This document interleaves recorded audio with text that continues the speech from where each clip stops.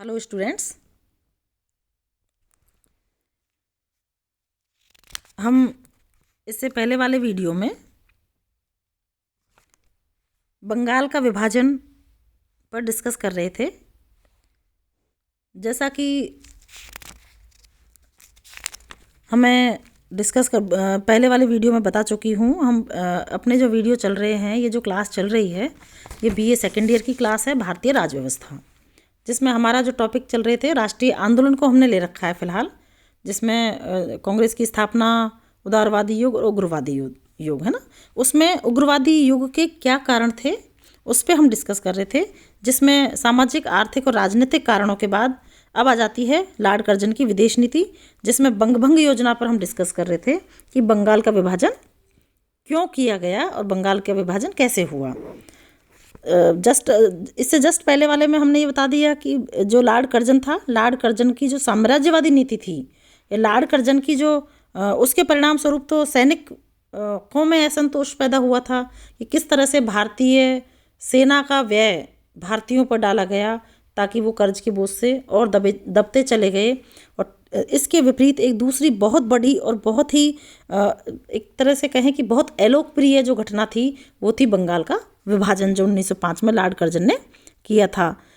तर्क क्या दिया था कि बंगाल बहुत बड़ा प्रांत है, 8 करोड़ उसकी जनसंख्या है, तो इसलिए उसका शासन संभालना बहुत मुश्किल है, तो उसको 2 भागों में बांट दिया जाना चाहिए ताकि आसानी से उसका शासन संभाला जा सके। और इसी संदर्भ में पूर्वी बंगाल और पश्चिमी बंगाल के रूप में उसका विभाजन किया गया था।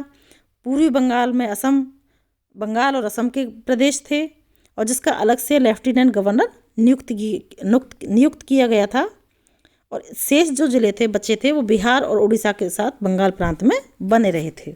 यहाँ तक हम डिस्कस कर चुके हैं। अब क्या होता है कि ये जो बंगाल का विभाजन किया है, इस कार्य से भारतीय राष्ट्रवादियों को विश्वास हो गया कि कर्जन का वास्तविक उद्देश्य फूट डालकर शासन करना है।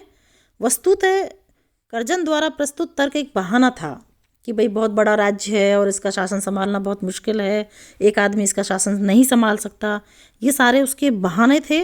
वह बंगाल की, सच पूछा जाए तो वह बंगाल की राष्ट्रीय एकता को नष्ट करना चाहता था, क्योंकि बंगाल उस समय एक राजनीतिक केंद्र था राष्ट्रीय आंदोलन का, है ना। जो जन चेतना थी वो बंगाल में अपने चरम पर थी। लोग जागरूक हो चुके थे अपने अधिकारों के प्रति, अपने शासन के प्रति, अपनी आज़ादी के प्रति। तो कोई बहाना जब नहीं सूझा लॉर्ड कर्जन को, तो उसने क्या किया, इस तरह का बहाना लेकर बंगाल का विभाजन कर दिया।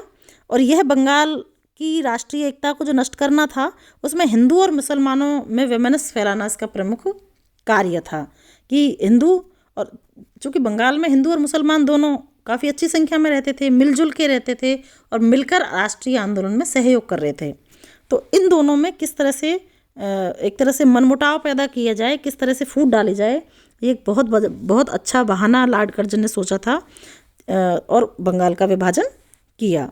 लॉर्ड रोनाल्ड के अनुसार मतलब वो कहते हैं कि प्रांत के जागृत वर्ग के अनुसार इस विभाजन द्वारा बंगाली राष्ट्रीयता की बढ़ती हुई शक्ति पर आक्रमण किया गया था। इसी तरह मजूमदार जी ने भी कहा है कि नई चेतना को कुचलने के लिए लोगों को परस्पर विभाजित करने के उद्देश्य से लॉर्ड कर्जन पूर्वी बंगाल गया था। देखिए गया क्यों था, अच्छा वहाँ उसने क्या भाषण दिया, आप उसको एक बार सुनिए और समझने की कोशिश करें हम लोग कि वहाँ पर उसने मुसलमानों की एक सभा में भाषण दिया और क्या कहा कि विभाजन का उद्देश्य केवल शासन की सुविधा ही नहीं, वरन विभाजन द्वारा एक ऐसा मुस्लिम प्रांत बनाया जा रहा है जिसमें इस्लाम और उसके अनुयायियों की प्रधानता होगी।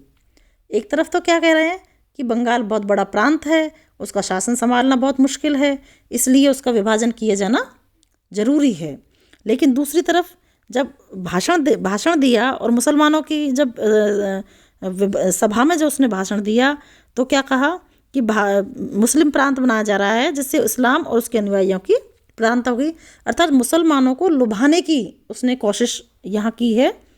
और इसी संदर्भ में अगर हम बात करें तो डॉक्टर जकारिया कहते हैं कि यह कार्य अपने उद्देश्य और प्रभाव से एक धूर्ततापूर्ण कार्य था।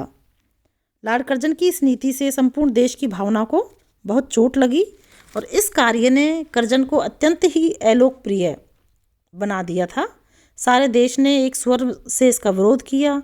व्यापक विरोध के होते हुए भी लॉर्ड कर्जन की सरकार की जो मूर्खतापूर्ण और कुटिल दृढ़ता की नीति थी, उसने लोगों के रोष को चरम सीमा पर पहुंचा दिया था। मतलब लोगों में बहुत ज़्यादा आक्रोश इससे भर गया था। तो लॉर्ड कर्जन की ये फूट डालो राज करो की नीति का ही परिणाम था कि उसने बंगाल का विभाजन किया। सच बात क्या थी कि सच बात ये थी कि बंगाल, पश्चिमी बंगाल उस समय राजनीतिक क्रियाशीलता का केंद्र था और भारतीय राष्ट्रीयता के अग्रणी बंगाली जो थे, बंगालियों को उसने छिन्न भिन्न करना चाहा, अर्थात उनमें फूट डालनी चाहिए, उनकी एकता को तोड़ना चाहा। साथ ही हिंदू और मुसलमानों में भी उसने द्वेष उत्पन्न करना चाहा ताकि भारतीय जाति के आधार पर, धर्म के आधार पर और प्रांत के आधार पर आपस में ही लड़ते रहें। और राजनीतिक एकता जो इनमें आई है, राष्ट्रीय एकता जो इनमें आई है, वो पूरी तरह से सफल नहीं हो जाए। क्योंकि अगर राष्ट्रीय एकता आ जाती है तो अपने देश के प्रति आज़ादी की भावना पैदा होगी, और अगर आज़ादी की भावना पैदा होगी तो यही भारतीय, यही जो बंगाली युवा हैं, ये अंग्रेज़ों के सामने अपने अधिकारों के लिए लड़ेंगे, अपनी आज़ादी के लिए खड़े होंगे। तो इस तरह से लॉर्ड कर्जन ने बंगाल का विभाजन किया।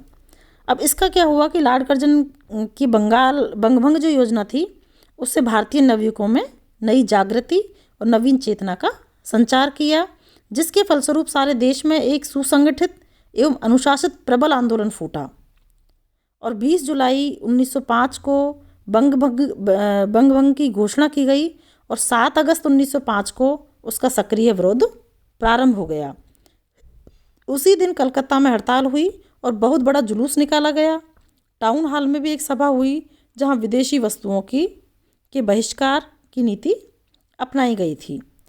तो इस तरह से बंगाल के विभाजन के विरुद्ध समस्त बंगाल में प्रचंड आंदोलन प्रारंभ हो गया था और विदेशी वस्तुओं के बहिष्कार और स्वदेशी वस्तुओं के प्रयोग के लिए आंदोलन भी शुरू हो गया था। परंतु इसका कुछ भी प्रभाव लॉर्ड कर्जन की सरकार पर नहीं पड़ा और फिर भी 16 अक्टूबर 1905 के दिन उसने बंगभंग योजना को क्रियान्वित कर दिया। अर्थात बंगाल का विभाजन या बंगभंग जो योजना थी लॉर्ड कर्जन की, इतने विरोध के बावजूद भी उसने बंगभंग योजना को 16 अक्टूबर 1905 को क्रियान्वित कर दिया। तो इस तरह से जो बंगाल का विभाजन था, इसने भी भारतीय युवाओं को जागृत किया, आक्रोशित किया और उग्र किया, हम ये कह सकते हैं, क्योंकि हम उग्रतावाद के कारणों में बात करते हैं। और लॉर्ड कर्जन के जो रीज़न था, हालांकि उसने अपने स्वार्थ के लिए किया, लेकिन कहीं ना कहीं भारतीयों में राष्ट्रीयता की भावना को और उग्रतावाद की भावना को जागृत करने में बहुत महत्वपूर्ण भूमिका इस घटना ने निभाई थी। नेक्स्ट पॉइंट हम नेक्स्ट वीडियो में डिस्कस करेंगे। धन्यवाद।